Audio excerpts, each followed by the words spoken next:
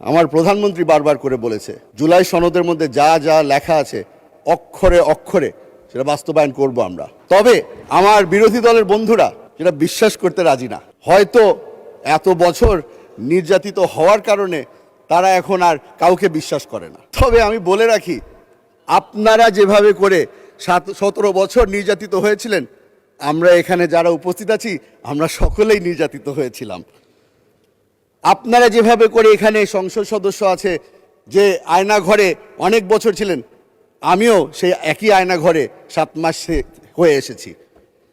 বেশ লম্বা জার্নি ছিল আয়না ঘর থেকে এই সংসদ পর্যন্ত। আশা করি আমার উপরে তারা ভরসা রাখবে। আশা করি যারা যারা এখানে নির্যাতিত, যারা এখনো এই গুমের শিকার, যারা এখনো প্রিয়জনকে ফিরে পায়নি, তাদের উপরে ওনারা ভরসা রাখবেন। আমরা একটা নতুন জিনিস দেখতে পেলাম। প্রথমবারের মতো আমার প্রধানমন্ত্রী একদিনের মাথায় এই সংসদে দাঁড়িয়ে বলল, আপনারা আপনাদের সাহায্যের হাত বাড়িয়েছেন, আমরা সেই সাহায্য চাই। সঙ্গে সঙ্গে কমিটি গঠন করে দেওয়া হলো। এই ন্যাশনাল এবং ইন্টারন্যাশনাল ক্রাইসিসের মধ্যে আমরা তাদের সাহায্য কামনা করি এবং যেহেতু তারা সাহায্য করতে চেয়েছে আমরা তাদেরকে ধন্যবাদ জানাই। মাননীয় স্পিকার, আজকে অবাক হলাম। আমি একটি প্রোগ্রামে গিয়েছিলাম যেখানে এই মানবাধিকার নিয়ে অনেকক্ষণ ধরে কথাবার্তা হচ্ছিল। সেখানে আমাকে বলা হলো যে এই মানবাধিকারের যেই অর্ডিন্যান্সটা ছিল সেটা ল্যাপস হয়ে গেছে, কেন হলো? সেখানে জবাব দিয়ে এসেছি যে মানবাধিকারের যেই অর্ডিন্যান্স ল্যাপস হয়েছে সেটা একটা দুর্বল অর্ডিন্যান্স ছিল। শক্তিশালী বিল আকারে আমরা এখানে একটি নতুন বিল প্রস্তাব করব। আশা করি তারা ভরসা রাখবে যে যেই ব্যক্তি 7 মাস টর্চার হয়েছে সেই ব্যক্তি তাদেরকে মিথ্যা কথা বলছে না, অসৎ কথা বলছে না। মাননীয় স্পিকার,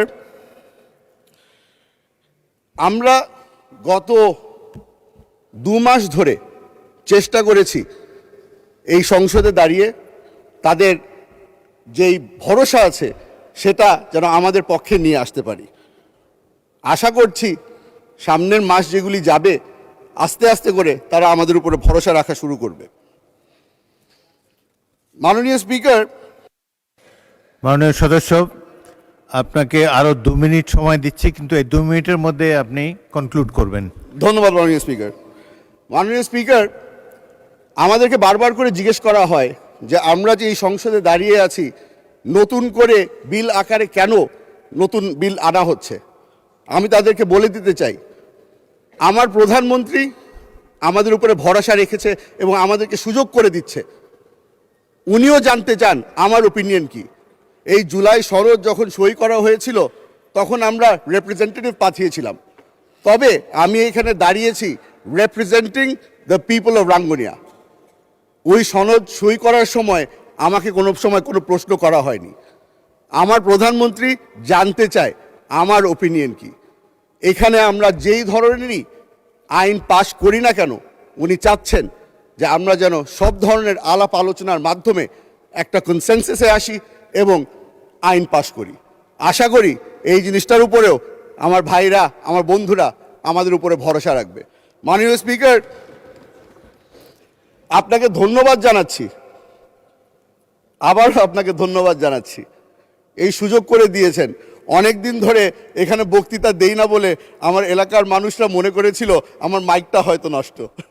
আজকে আমি প্রমাণ করতে পারলাম যে আমার মাইক ঠিক আছে এবং আমার স্পিকার আমাকে সুযোগ করেছে। ধন্যবাদ মাননীয় স্পিকার। ধন্যবাদ মাননীয় সদস্য। আপনার পিতা সালাউদ্দিন কাদের চৌধুরী একজন বিশিষ্ট পার্লামেন্টারিয়ান ছিলেন। আমরা আশা করছি সুনামের দিক থেকে আপনি তাকেও অতিক্রম করে যাবেন এক সময়। ধন্যবাদ। মাননীয় সদস্য জনাব মোহাম্মদুল্লাহ, ময়মনসিংহ 2।